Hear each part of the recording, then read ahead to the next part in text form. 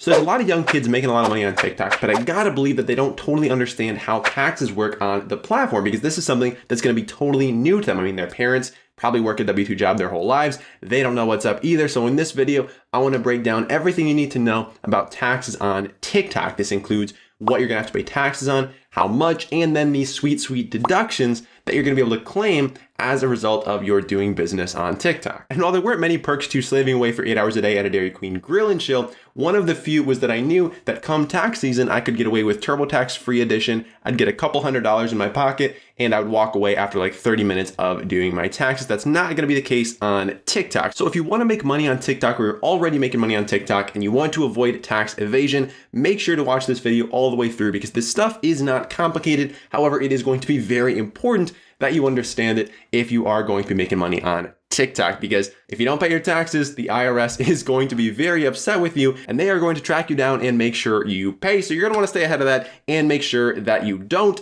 cause any issues with the IRS. So let's dive right on into it. And before we do, just a quick little disclaimer here, folks. This is not tax advice. This does not apply to your individual situation, and this is for educational purposes only. So let's start off by talking about what kind of income you're going to be receiving on TikTok. So you got to understand this before you can understand how you need to pay taxes on that particular income. So there are three main ways that you're going to make income on the TikTok platform. The first of which is through the TikTok Creator Fund. Second of which is through donations. Third of which is through sponsorship. So each of these going to be treated a little bit differently. So we're going to dive into each one, break it down for you, and tell you exactly how you need to be dealing with this when it comes to taxes. So starting off with the Creator Fund, a big misconception here is that the Creator Fund is very similar to YouTube AdSense. It's actually not. So the TikTok Creator Fund is basically a $200 million pot of money that TikTok created and said, hey, we're going to start paying this out to you creators on the platform for making content. And how your payout is calculated is not just like YouTube AdSense, where it's like a cut of the ad revenue goes to you. It's kind of just a black box where TikTok decides, all right, you can have $5, you can have $20, Charlie D'Amelio, you can have like $1 million. So it's really up to TikTok's discretion. They don't make it public how this is calculated, but they're kind of just throwing out money to you left and right. And if you are receiving money from this TikTok Creator Fund, you do have to pay taxes on it. And so what's going to happen here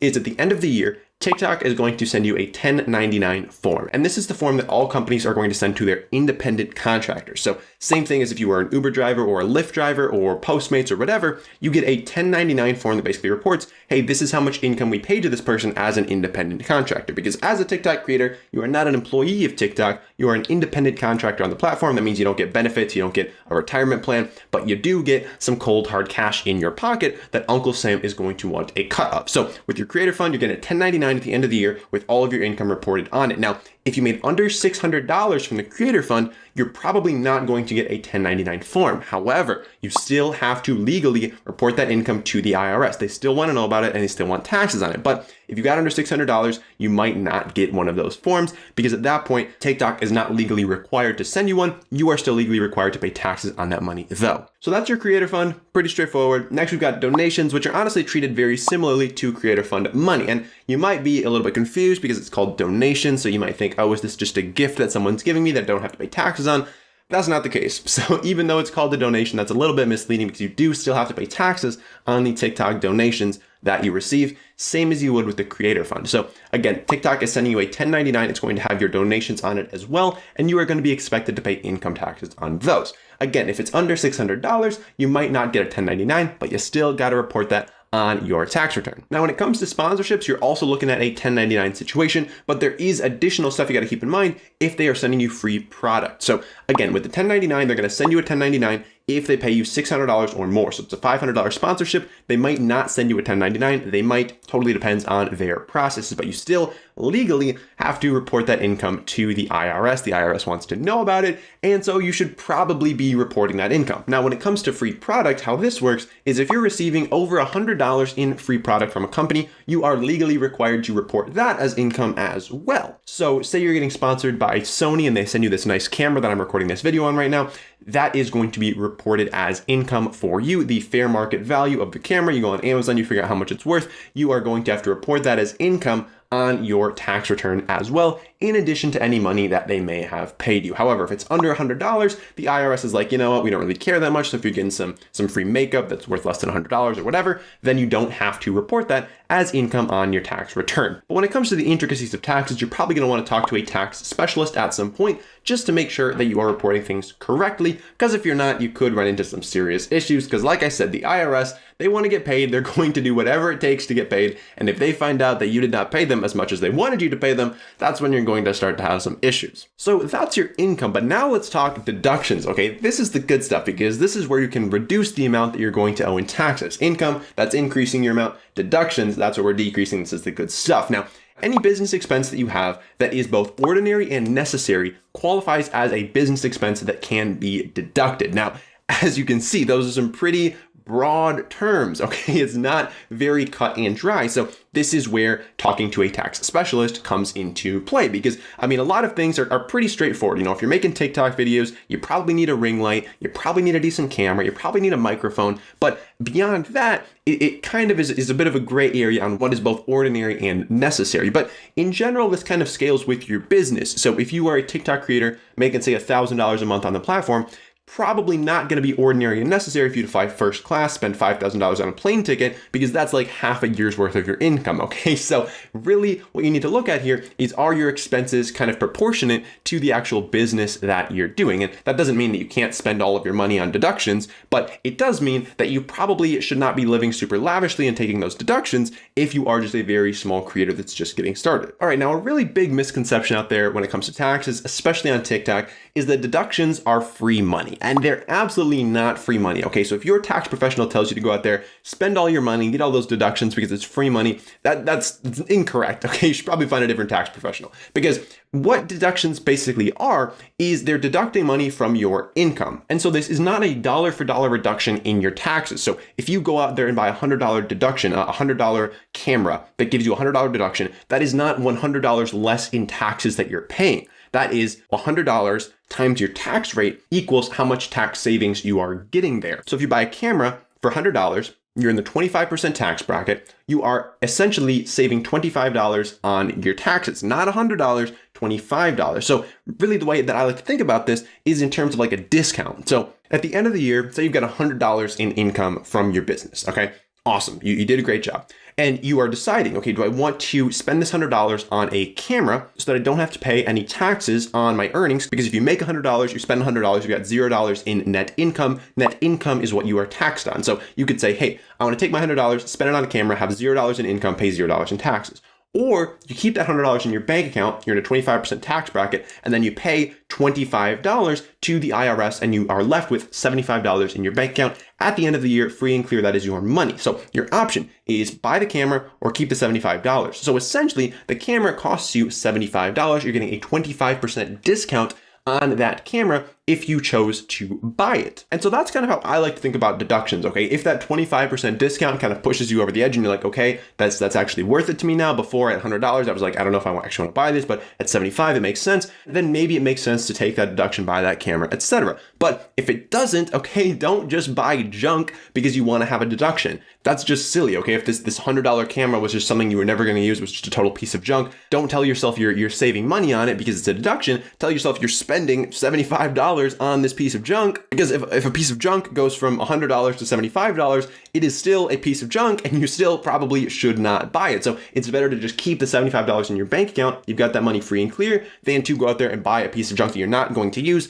just for the tax deduction, in my personal opinion. Again, that's not tax advice. That doesn't apply to your particular situation, but that's just my opinion as a person on YouTube. And so all that being said, you are taxed on your net income, okay? And your net income is your income minus your deductions gives you your net income, okay? Net income is what you are taxed on, so that's what your tax rate is going to be applied to. So again, like I said, if you've got $100 in income, you buy a $100 camera, your net income is $0, you're taxed on $0. If you have $100 in income, you don't buy a $100 camera, you've got $100 in net income, and you're taxed on that $100. So now that you've got your net income, how are you actually taxed on that? How much in taxes are you paying on your net income? Well, your 1099 income is going to be taxed the same way that all independent contractors are taxed. And there are two main taxes you're going to be paying. That's your income taxes and your self-employment tax. taxes. So starting off with income taxes here, these are the same income taxes you'd be paying if you were an employee somewhere, except the big difference is that there is no withholding. So when you work at a company, you get a paycheck. On that paycheck, you're going to see that your taxes are deducted from your income. So you're going to see, okay, I made $15 an hour, but in reality, I'm only getting like 12 because $3 per hour or whatever is going to different kinds of taxes. And so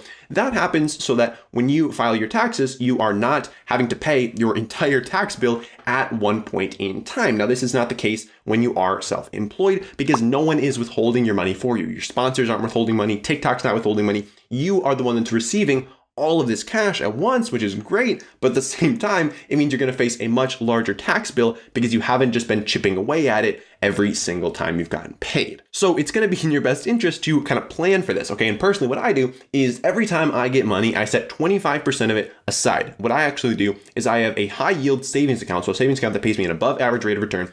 I have that at a bank that's not even my main bank, not where my checking account is, not where anything else is. It's literally just this account over there. And I take 25% of my money, I toss it in that account, it's earning interest for me, and then I pay the government out of that particular account. So that money is kind of out of sight, out of mind, but it's still earning interest. So hopefully I can earn some like passive income on that while it builds up in order to pay the government. So that's what I do with taxes personally. It works for me. It's a good situation for me. But yeah, 25% of all the money that comes in the door for me goes straight out the door, straight to my tax account where I can't even touch it. And so you definitely don't have to do that yourself. But if you do want to not be so surprised when your tax bill comes around and it's in the thousands of dollars, then I would recommend doing something to get some money set aside for you to just kind of plan ahead for that tax bill that's going to hit you at some point. Now, your income taxes are based on your tax bracket, and I'm going to make a whole video just about how tax brackets work because they're a little bit confusing. So for now, just understand that if you're in the 25% tax bracket, that doesn't mean that all of your income is going to be taxed at 25%. It just means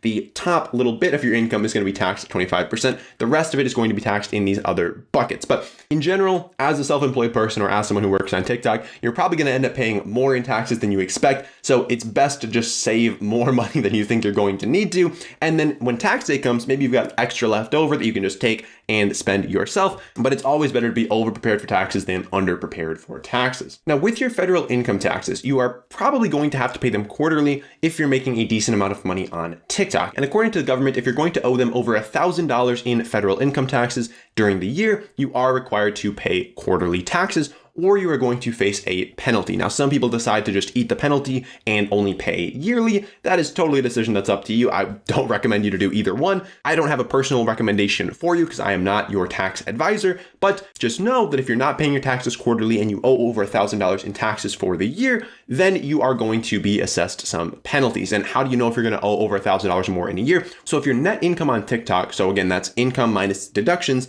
is over $10,000, you're probably going to owe quarterly taxes. You're probably going to owe over $1,000 in taxes, which means you're going to need to pay quarterly. So just kind of think about, okay, based on my income, based on my deductions, do I think I'm going to earn over $10,000 this year on TikTok? If answer yes, then you should be paying quarterly taxes. I'll be making a whole video on that soon, along with how much you actually need to pay in these quarterly payments. So stay tuned for that. Now, on top of your income taxes, you're also going to have to pay self-employment taxes. And if you want kind of some context on how these work, you should watch my last video where I talk about how much Mr. Beast pays in taxes, because he pays a ton of self-employment taxes. But essentially what these do is they go to pay for things like Social Security and Medicare. And although they're called self-employment taxes, you actually also pay these when you are an employee. However, you're only paying half of them when you're an employee because the total self-employment tax rate is 15.3%. That includes your Social Security tax and your Medicare tax. Now, when you're an employee, your employer picks up half of those and you pay the other half through deductions from your paycheck. So you'll probably see on your paycheck the Social Security tax, Medicare tax. Those are called payroll taxes or self-employment taxes. As an employee, your employer pays 7.65%. You pay 7.65%. You add that up and you get 15.3%. As a self-employed person, you are the employer and the employee, so you're paying both halves of that. TikTok is not your employer, so they are not paying any of that. You are expected to pay the full 15.3%. And if you're paying your federal income taxes quarterly, you should also probably be paying your Social Security and Medicare taxes quarterly in order to avoid any penalties. So the takeaway here is that you are going to owe taxes on your TikTok earnings, both income taxes and self-employment taxes. There is no withholding on that income, so the entire amount is going to come to you, and it's going to be on you to set aside some of that to pay your taxes down the road, or don't do that, and then when your taxes roll around, just kind of freak out because you owe thousands of dollars to the government that you don't really have on hand. Now, you're going to be getting 1099 forms from TikTok and any other sponsors that you have for the money that they pay you. You're going to want to save those because you're going to need them when you go to file your taxes. And when you do file your taxes, you're going to be taxed on your net income, which is your income minus your deductions. It's going to get you your net income, which is what you are actually taxed on. Now, in general, it's likely going to be worth your while to talk to a CPA here, especially if you're making a significant amount of money on the platform. Personally, I do my taxes myself and just use TurboTax, but that might not be enough for you if you have a more complex situation, or if you're just not a huge personal finance nerd like me that likes to do your own taxes because you think it is a fun way to spend a Sunday. Now, if you have any questions about taxes on TikTok, feel free to drop them in the comments below and I will respond to each and every one of them because, like I said, I'm a huge nerd. I love nerding out on this stuff and I'm always happy to help out. And now the next thing you should do is click that subscribe button down below and check out this video over here where I dive deep into exactly how much Mr. Beast paid in taxes this year. It was a super interesting video to make. I think you're really going to enjoy it. So check out that video and I'll see you over there.